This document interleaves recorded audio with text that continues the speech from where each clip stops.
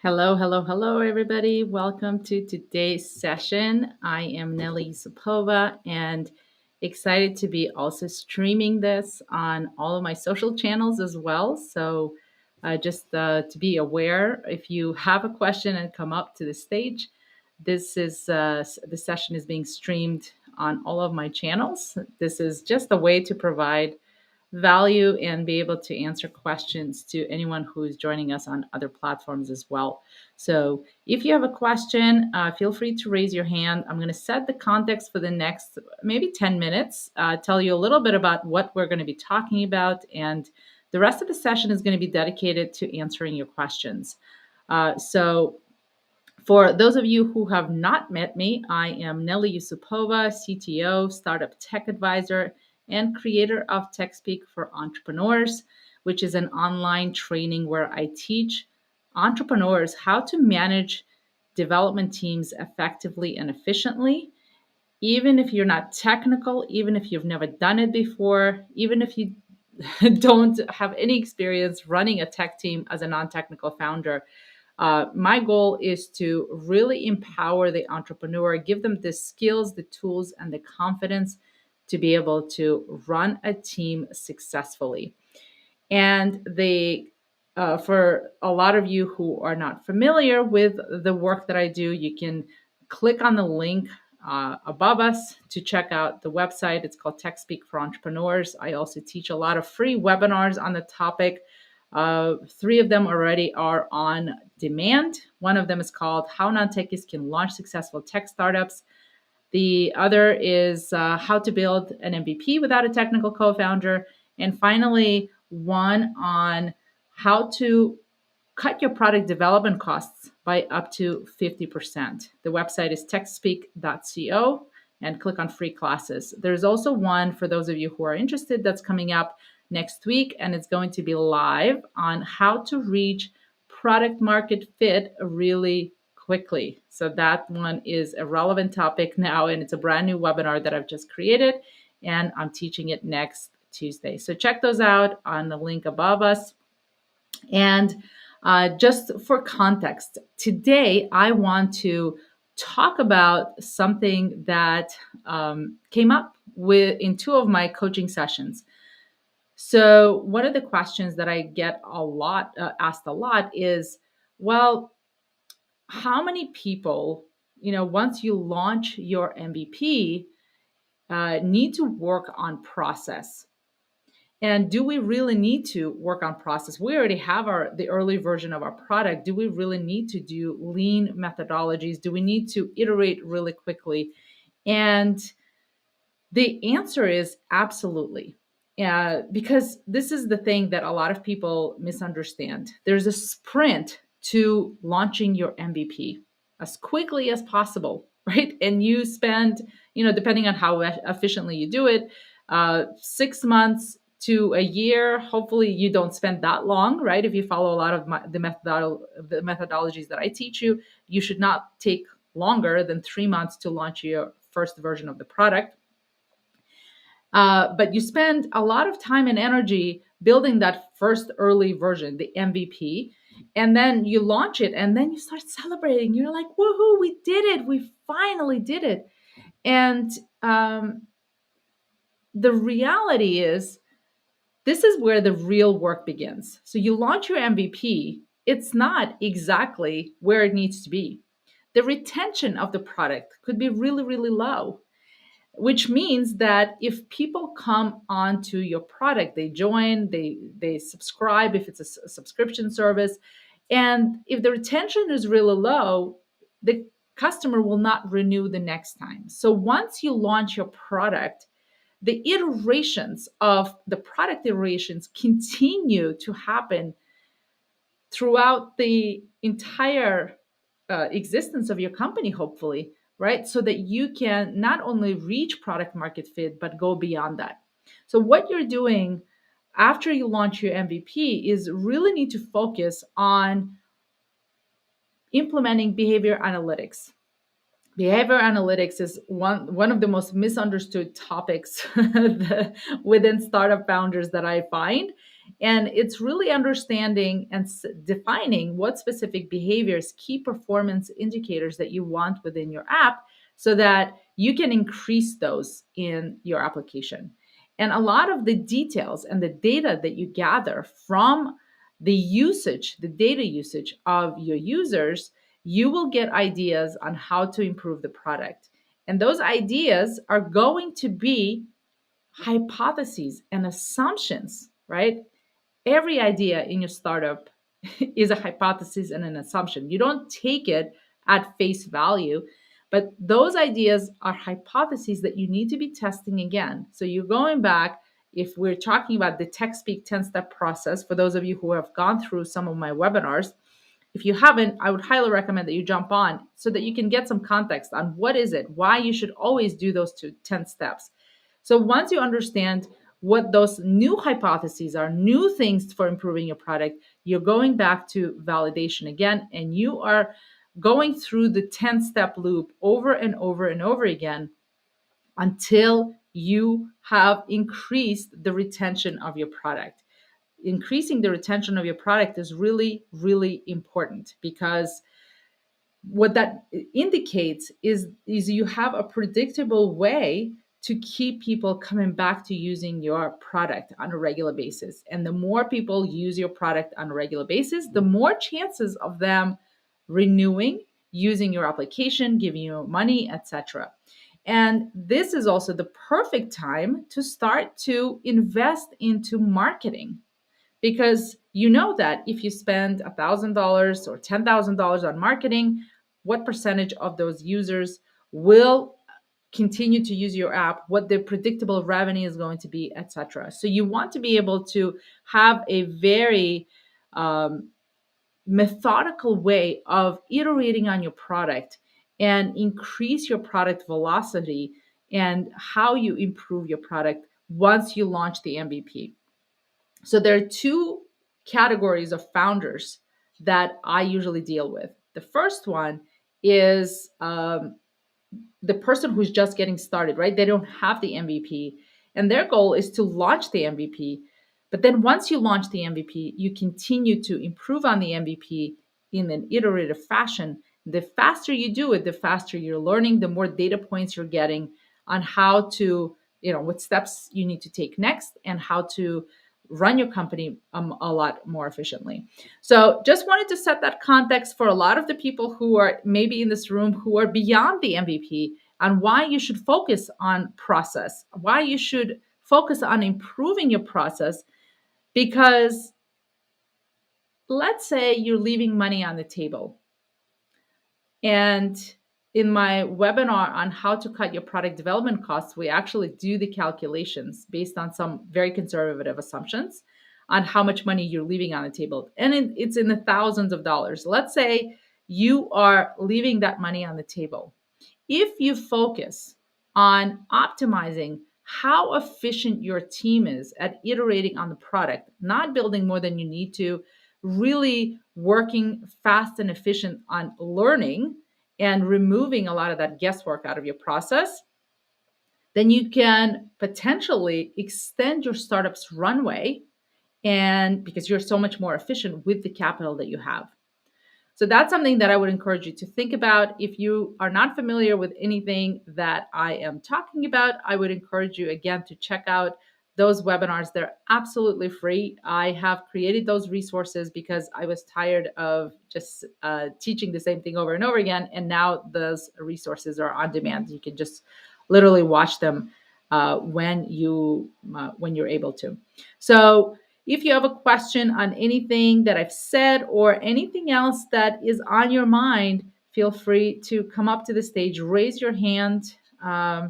We had somebody on, Emmanuel. Welcome to the stage. We're having a little bit of an issue here on Clubhouse, but I think it's working. Emmanuel, can you hear me? Yeah, I can hear you, Nelly. I'm so sorry. I have an incoming call, so. Okay, great. No problem. Go for it. Do you have a question? Yeah, so I'm here. At the moment, no, I'm actually enjoying what you're saying. So, Nelly, I can still carry on. Okay. Great. So let me know if you have a question. If you do have a question in the audience, feel free to raise your hand and I will happily bring you up. I'm actually not sure if this is working very well right now. Clubhouse sometimes has issues, but it seems to be working. So I'm going to continue. So that's one thing that I wanted to bring up on the topic of iteration. Um, so since there's no question, I am going to continue to talk and share some more insights. One thing that I think is really important, which is another thing, I did a session today for GSV, which is an accelerator, and a lot of their founders are in the early stages, and many of them have ideas that they came into the program with, and very few of them actually took the time to understand the problem. And in a lot of the sessions, if you know me well, I always tell you, I have this whole thing that I say to founders: fall in love with the problem, not the solution. If you are approaching your startup with, I have this idea for a product, and all you're thinking about is the actual solution. But what I find is that most founders solve level five, six, or seven problems. They're not painkillers. They're not level 12 out of 10 problems. And when you're not solving a painkiller problem, what ends up happening is that selling the product once you're able to build it is an uphill battle. And so, if you reverse that traditional way of building products and say, I'm going to start with the problem, I'm going to go out and talk to customers and find the exact early adopter, because you can't go into the mainstream market. You have to start your journey with the early adopters, the people who have the biggest pain point for what it is, the problem that you're trying to solve, right?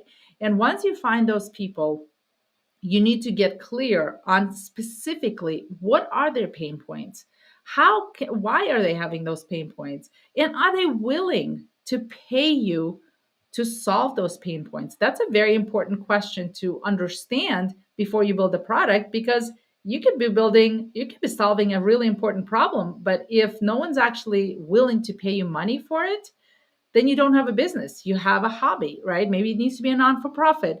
Understanding potentially, is this problem big enough that people will pay you time and money for? That is what you want. And you want to be able to get to that as quickly as possible. The other thing that you really need to understand is, um, who is going to be using it, why they're going to be using it, and what specifically the solution will be based on that specific problem will become clear once you understand the problem. Oftentimes, even if you're very one-sided, or the way that you understand the problem is from one perspective and not from another perspective, you will build a solution that solves the problem from a totally different perspective. And I give you an example of a founder who came into my program with a clickable prototype. And she said to me, Nelly, I don't need to do validation. I'm a veteran in this industry. I've been doing this for 20 years. I know my customers in and out. I know that this is the solution that they need. I don't need to do validation. And of course, I convinced her. I encouraged her to do it. I said, just spend a week or two. You don't have to commit to a lot. I know you are an expert in your field. I know you understand this, but maybe there are nuances that you can discover and uncover that will make a big difference in how you approach your product. And she did. She committed to doing that. In her second interview, she discovered one insight that completely changed the solution. Her original solution was a part of the bigger picture solution that she needed. So she discovered that she needed to do, but it wasn't the whole part. And now imagine her spending 1 or 2 or more years trying to sell the solution that no one really resonated with, and she wouldn't even understand why, right? To be able to get an understanding of how you need to solve that problem is really, really important if you want to be successfully building a product that someone actually wants and needs, and know that with confidence, right? It doesn't guarantee that you're going to be successful, but the more you are working with your potential customers, the more likely you're able to iterate into a space where you can um, become useful to them. So that's something that I think is really important. I have someone in my program right now who has 5 letters of intent from p- 5 different people, from 5 different companies, before he even put together a team of technical people who are going to be build his clickable prototype. And he did that all with validation, which is step one of the tech speak process, and build a clickable prototype of a potential solution that solves that specific problem for the customer. And another big question I get is, but what if I have this grand vision? How can I figure out what the MVP should be? The MVP should solve a very core problem that you're trying to solve. It shouldn't have a lot of bells and whistles. And that's why you're always looking for the early adopters in the early days. You want to be able to find the people who have a big pain point that they will overlook the fact that the product may be buggy or it's not complete. It doesn't have all the features and functionalities. So, again, it's not about skimming. It's not about building a product that doesn't work and promising and doing false promises, right? But it is about trying to build things in small increments. Okay, so those are the things that I wanted to say. I don't know if there are questions because I don't see any raised hands, but I'm also not on the mobile device. Uh, that could be a problem. If you have a question, feel free to come up and ask a question. I'm going to bring up another topic. And if there are no questions after that, we can conclude the session for today and resume again next week. So, one of the questions that another frequently asked question that I get is in regards to co-founders. So, co-founders is a sore subject for a lot of, especially non-technical founders. They want to be able to find someone who can build the product for them. And the approach that I teach at TechSpeak is this whole concept of earning a technical co-founder and not looking for one, because the reality of anyone who's good from a technical standpoint saying yes to you with just an idea and no traction are so slim in this environment where technical people have every single opportunity at their fingertips. They're able to pick and choose what company they can go work for. Companies are willing to pay top dollar to hire great talent. They basically dictate the terms. The opportunities are abound. And when you go to a lot of technical people who are not willing to work in a startup because it's too risky, right? Otherwise, they would be already doing a startup with their own idea. So you're talking to a lot of technical people who are risk averse, and now you're saying, "Well, come help me build my this product because I can't." Versus you figure out how to get your some traction, any level of traction for your product, to take it from just an idea to more of an opportunity. And that shift in conversation where you're saying, I need you to come help me build my product, versus here's a great opportunity that you can be a part of, and paint the picture of the opportunity for them and say, if you don't jump on this train, it's leaving, right? It's a much better sales pitch than saying, come help me build my product. So making that shift of, I'm going to be earning a technical co-founder, and I'm going to take as much time as I need to be able to find that perfect person. And in the meantime, I can figure out how to manage a team, learn how to uh, product manage, how to project manage, and do that work until I'm able to hire enough people to get there. So I am really focused on helping founders make that realization. And I've taught this strategy of earning a technical co founder to a lot of founders. And they've been successfully using these strategies to be able to get themselves to a point where they become valuable to other people. So if you're not familiar with this concept of earning a technical co founder, jump into the webinar link above us, techspeak.co, and click on free classes. Check out the two classes that where I talk about it is how non-techies can launch successful tech startups and how to build an MVP without a technical co-founder. Both of those sessions have a section where I talk about earning a technical co-founder. So important. And I teach you exactly the three things that you should be doing to be able to effectively earn a technical co-founder and start to get traction. Two of those things are completely require no technical expertise. So if you are in just beginning stages of your journey, those are the two things you need to focus on. So yeah, those are the three things that I wanted to bring and talk about. If there are no other questions, we can end the session for today. And I don't see any people raising their hands. Let me check the other session. Um, So we have a question from YouTube on what is the best way for founders to work together.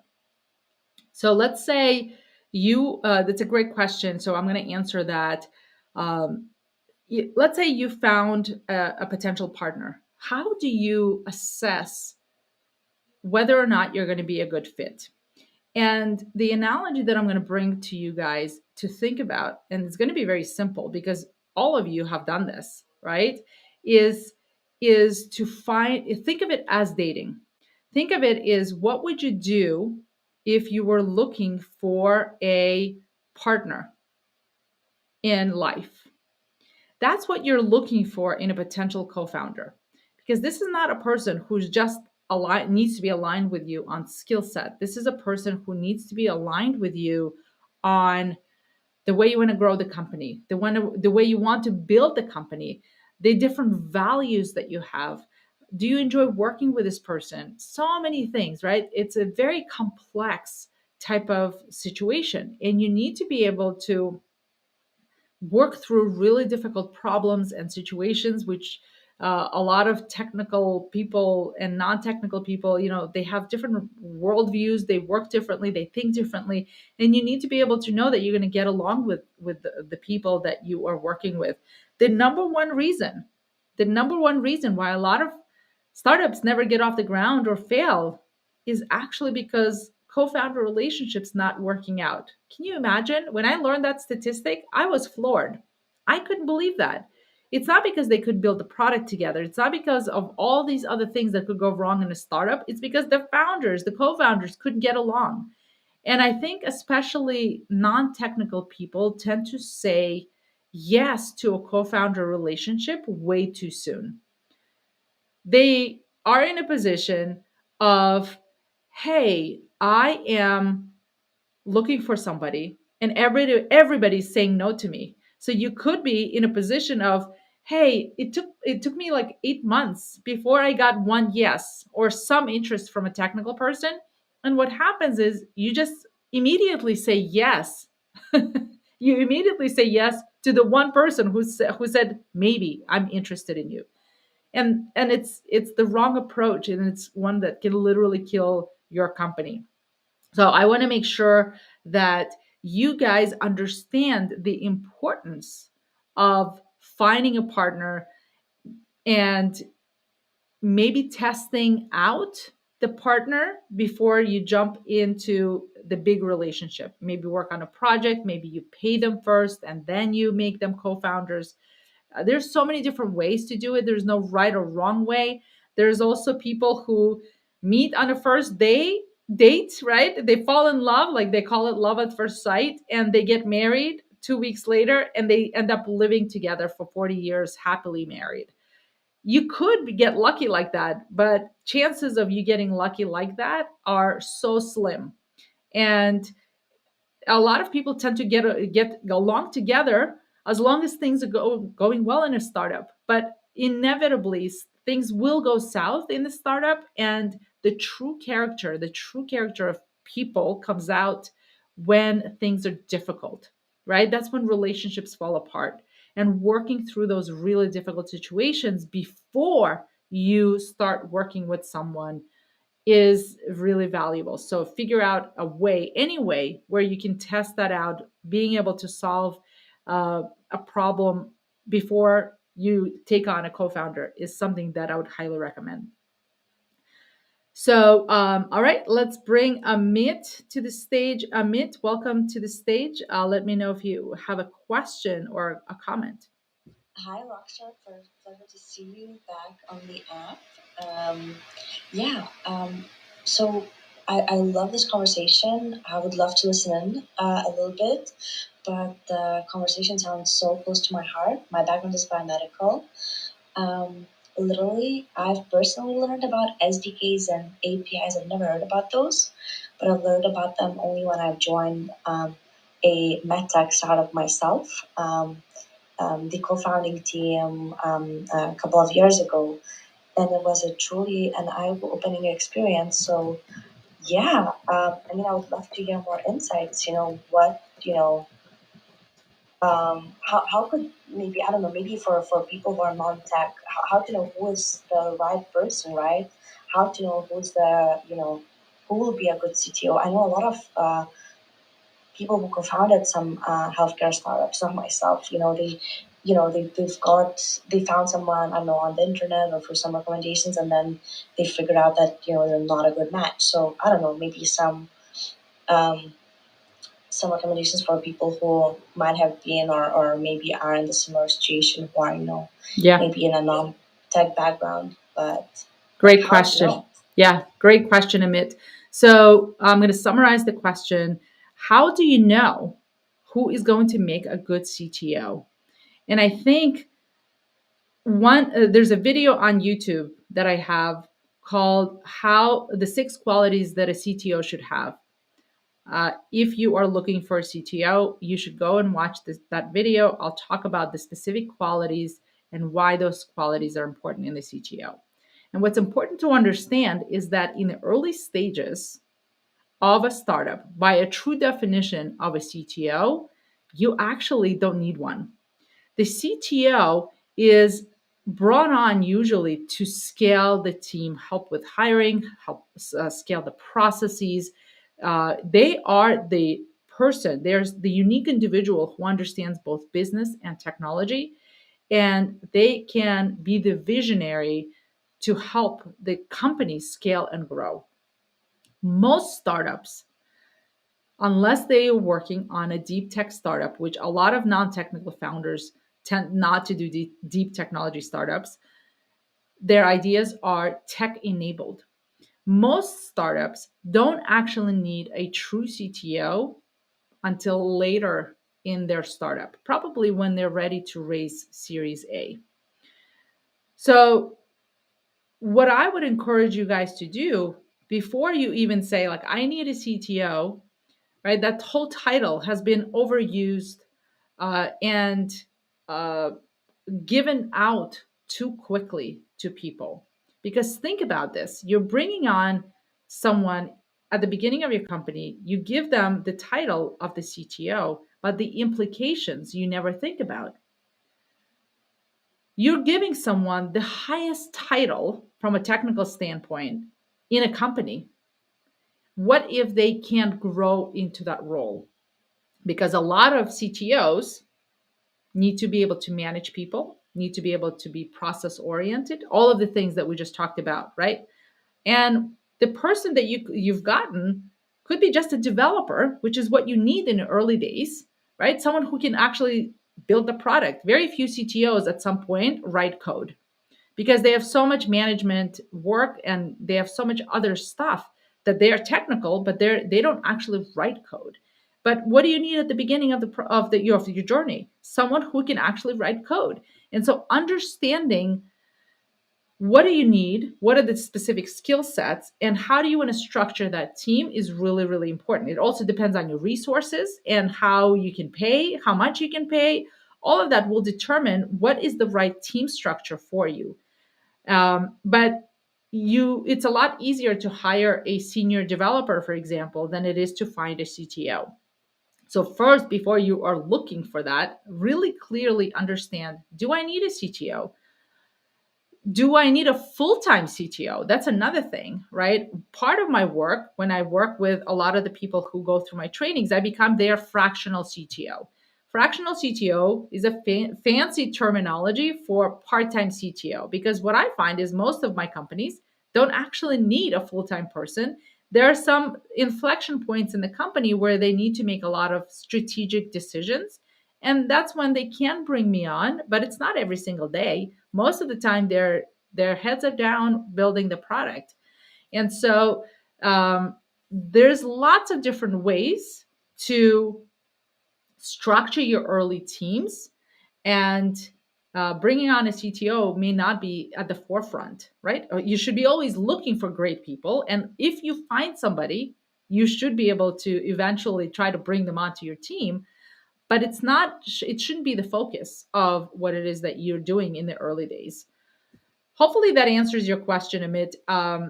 I think it's very non-traditional, but it is what works. And depending, especially in the early stages, I find that most people don't need that type of a resource. I love it, Nelly. If you're in a startup, you kind of think, you have to think outside the box. So the fact that you mentioned about, being a fractional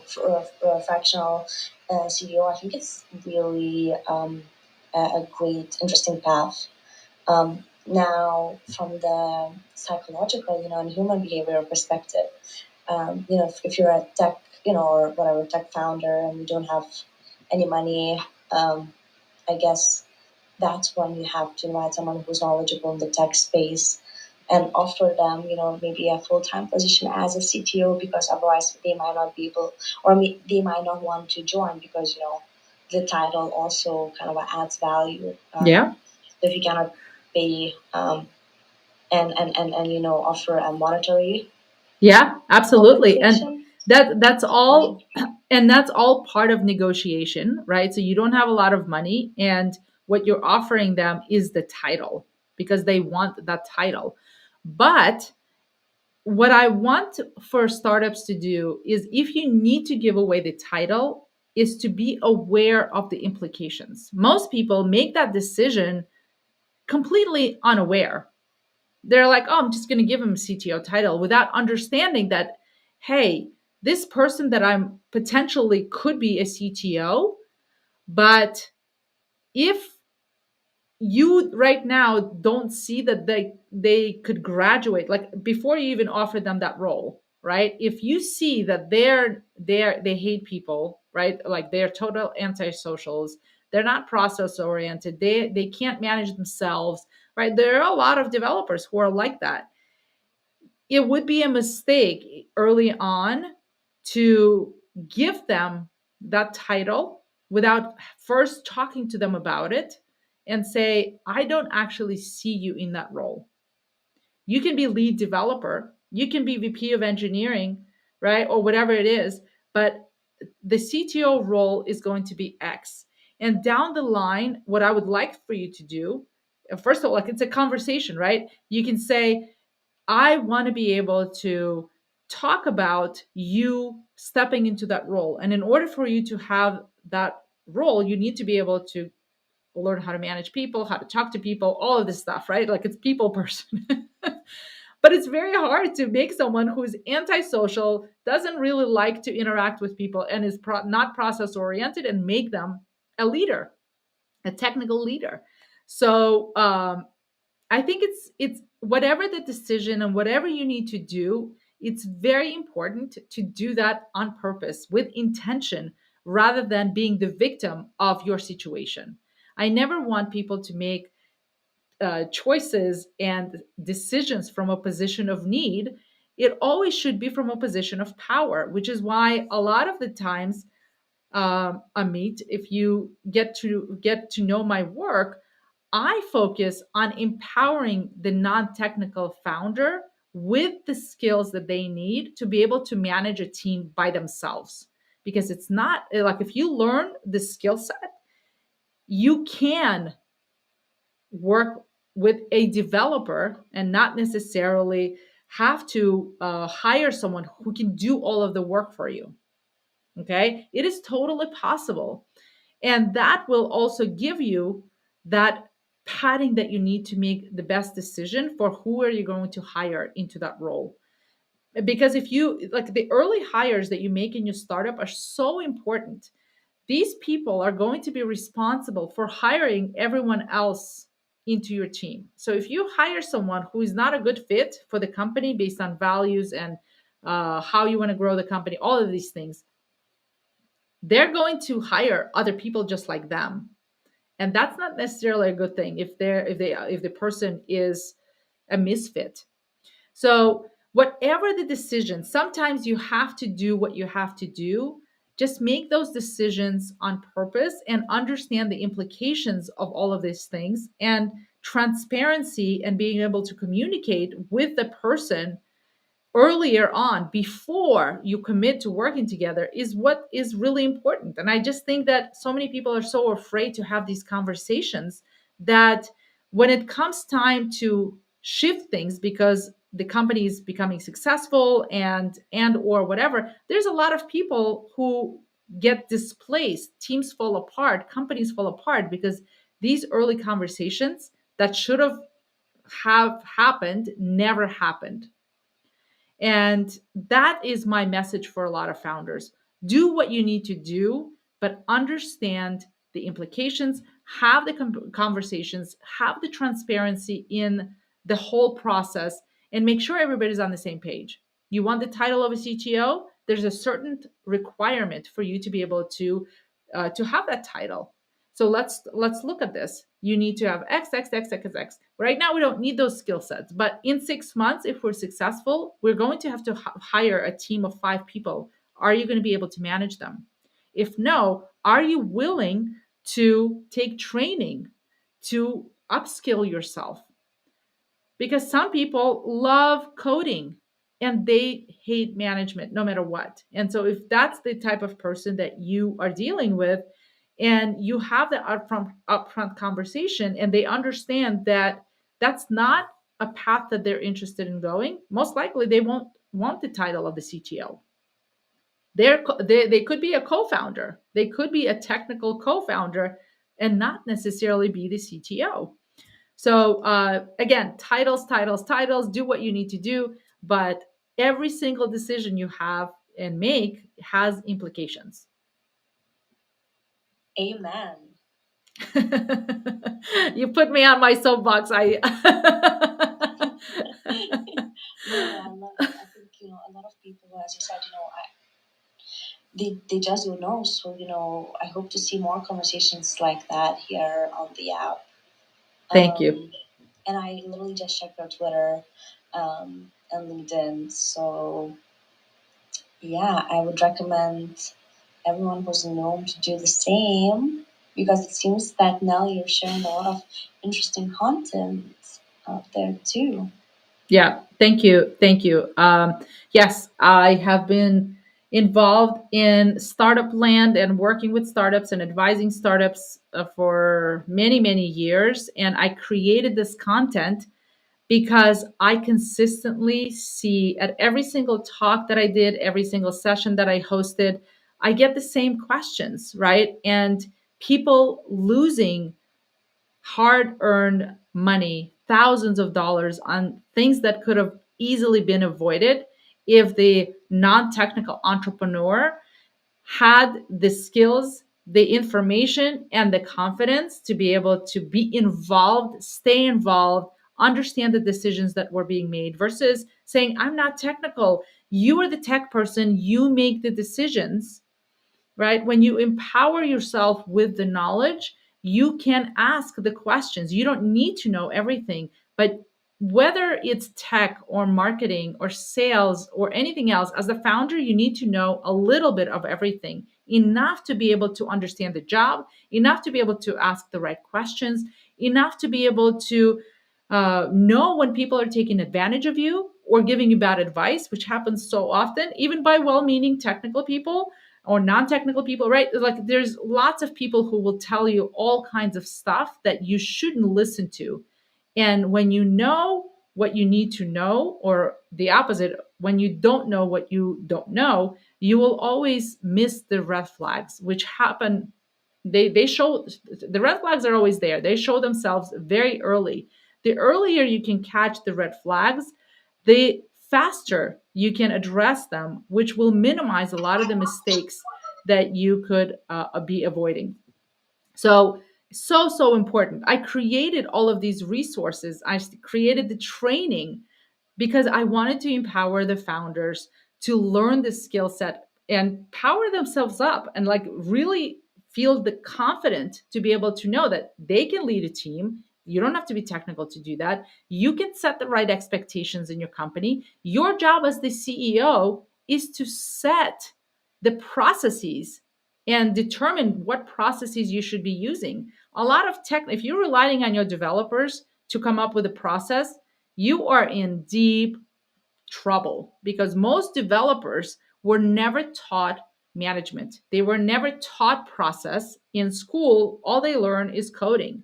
And if they worked for a company and they learned how that company does it, if that company wasn't doing things in the most efficient and effective way, guess what? The processes you are using are not the most effective and efficient.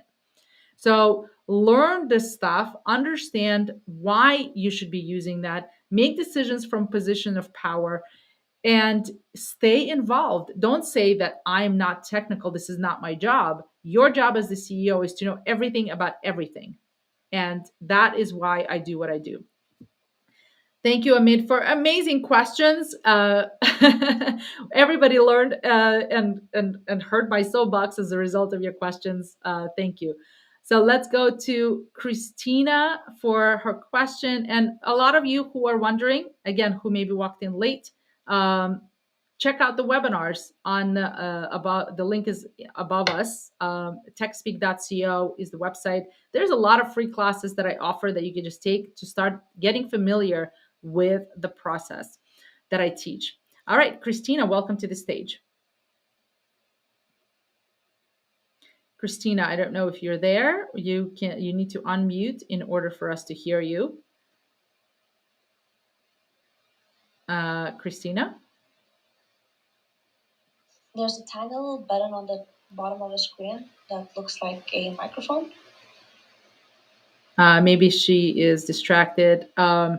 All right, so we will take a question from YouTube.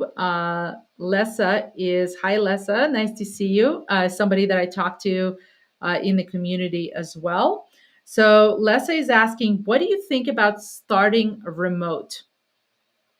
So this is a great topic. It's a big topic, right? We are all now remote post the pandemic, most of us, especially in tech. When you work remotely, process becomes even more paramount to companies. The companies that didn't fall apart are the companies that already had strong processes to begin with. So what is a process? A process is a step-by-step way from getting from point A to point B to getting something done, right? And it allows you to create repeatable results over and over again. So a product development process is how do you build a product, right? And there's many different processes within those processes. The ones I teach at TechSpeak are based on lean and agile methodologies. There are 10 steps to my process, and within each step, there's a lot of mini processes. And the processes basically ensure that if a person follows the specific steps to doing something, they will achieve the result that you want, right? And for companies, it's really important because you can set expectations on how things should be done, how to communicate, what to do if there's a problem, all of these things that you are basically setting expectations from. And it's so important, especially in remote work environments, to to have very clearly defined processes that your team can follow so that they are successful at their job. If you want people to be more efficient, more effective, uh, deliver things on time, on budget, you need to be able to empower them with a specific set of things that they can follow, and that's called a process. So, process is even more paramount if your team is remote. You cannot get away with a lot of things that you might have been able to get away if you guys are a small team and maybe you're working so closely together in the same small space and you can ask each other questions. There's a lot of information that gets shared with you being in the office at the same time. But if you're not, then you're losing a lot of that communication. And um, that's why it's so much harder to manage teams when you are working remotely. And the process is literally the one thing that can save you from a lot of the mistakes or issues and inefficiencies that arise as a result of that. So hopefully, Leza, that answers your question. If you have another one, and anyone else who's listening in on other channels, just use the chat to ask a question. I can see all of the um, I love this software called Restream. In my streaming service here, I see all of the questions from all of the services coming in to one place. So feel free to ask your questions there. Christina, I don't know if you're back. Feel free to unmute if you are trying to speak. The microphone is in the bottom left corner of your app. All right. I don't know if Christina is there. Uh, okay.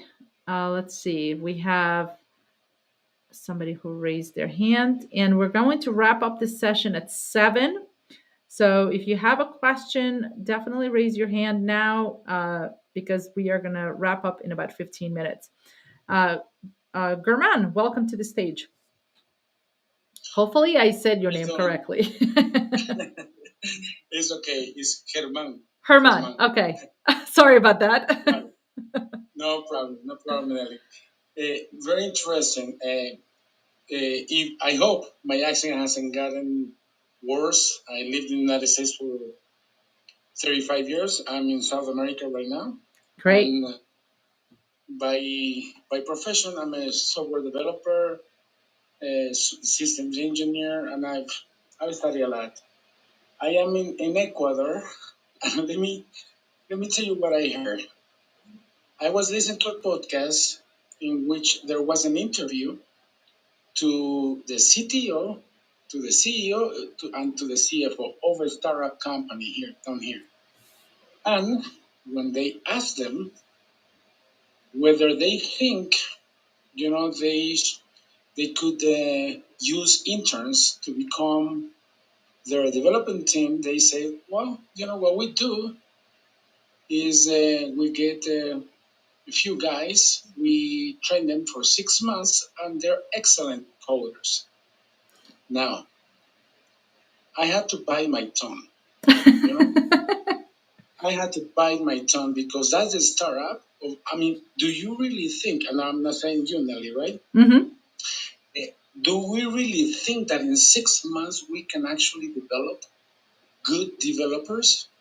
Do we really think that in 6 months you're going to really understand the syntax of a language, the programming language?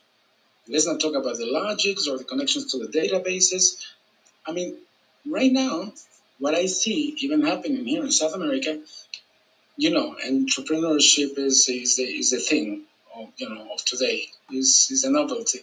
Now we're talking about NFTs, the metaverse.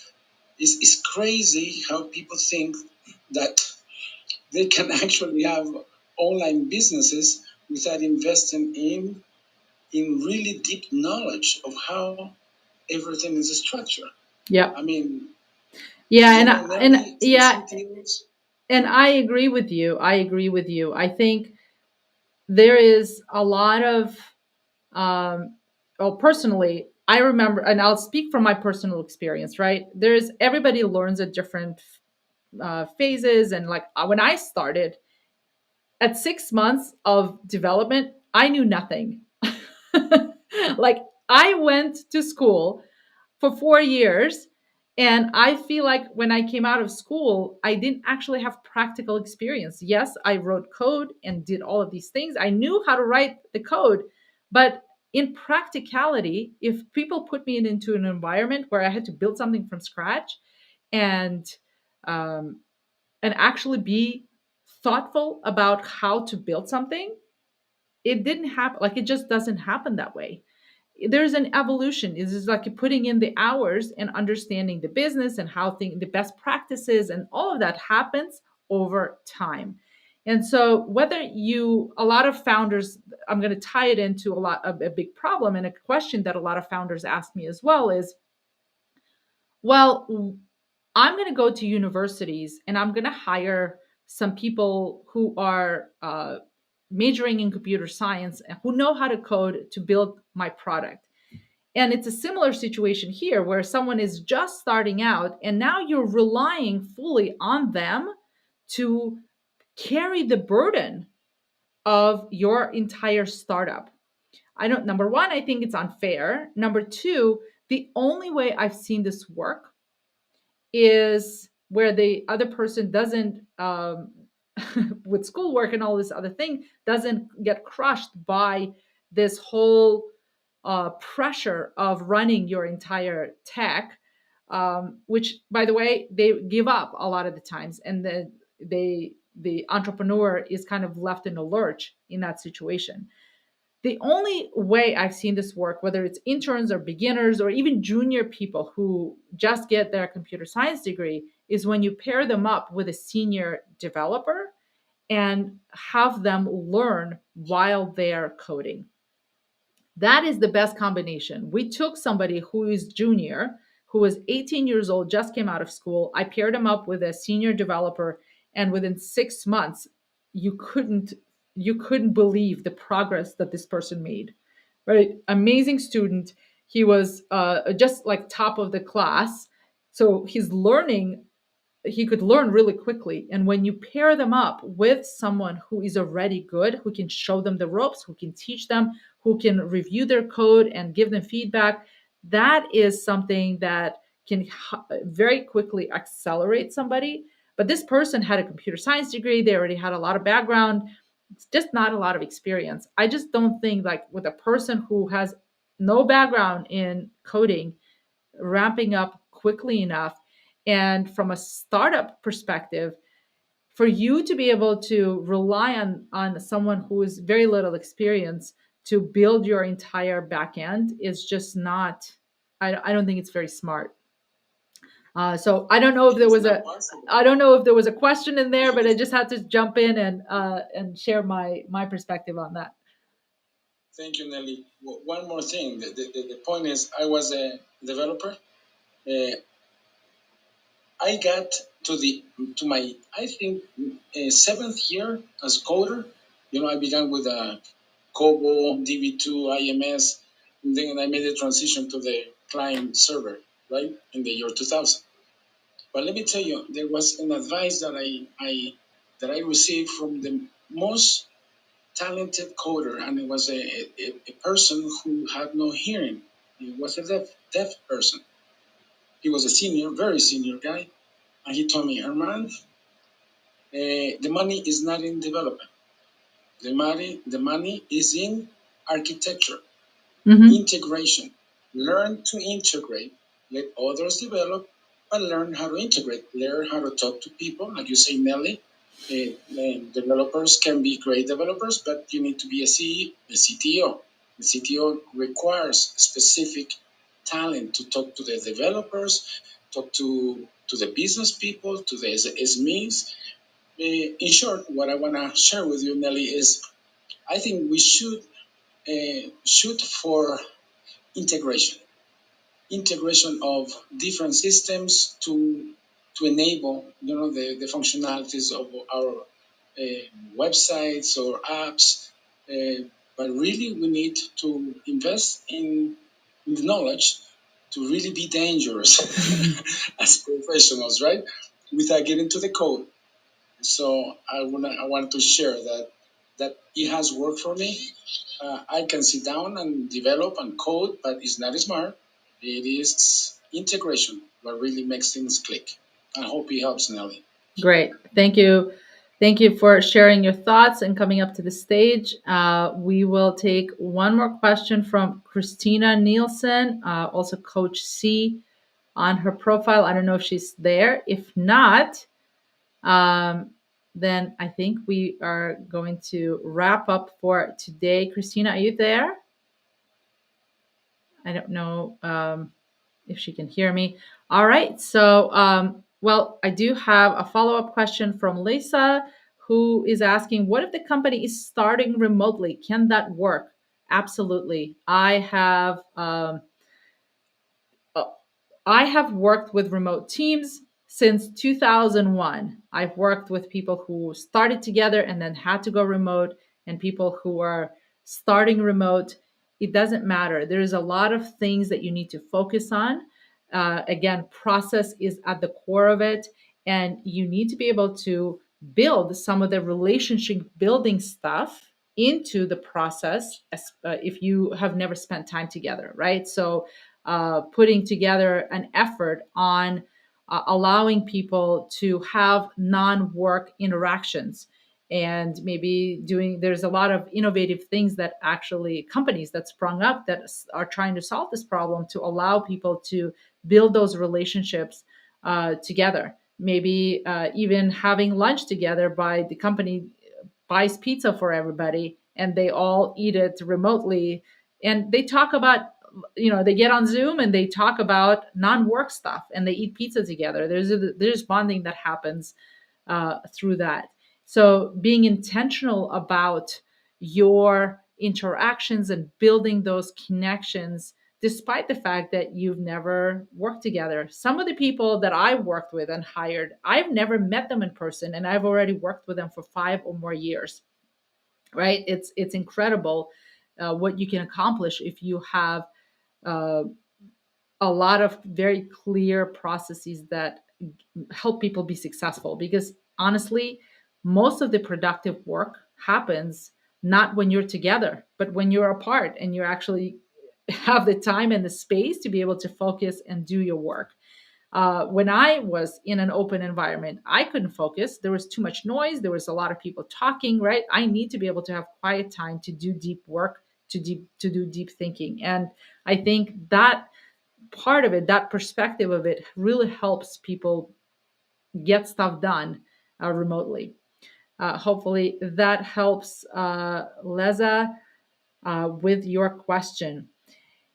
All right, so we are at time. Thank you, everybody, for joining us today. Most likely, I am going to do this session again on Thursday around 6 p.m. If you want to get notified about when I do these sessions, either follow me on any of the social channels. I now will stream it always to any of my social channels on Clubhouse, or get on my mailing list as well at techspeak.co. I always let people know before I go live, so you'll know exactly when to join us. And again, for those of you who want to learn the processes that I advocate for, lean and agile methodologies, and why you should be using those processes, check out the free webinars at techspeak.co and click on free classes at the top. There's another live class I'm doing on Tuesday, February, whatever that Tuesday is, on how to um, how to reach product market fit really, really quickly. So that's something that you can sign up for as well. It's also free. Thank you so much, everyone, for joining us and for asking the amazing questions. Hopefully, this was helpful to you. I will talk to you soon. Have a great evening, afternoon, or night, wherever you happen to be. There's a very international crowd all over who is joining us. So enjoy the rest of your whatever time it is, and I'll talk to you next week.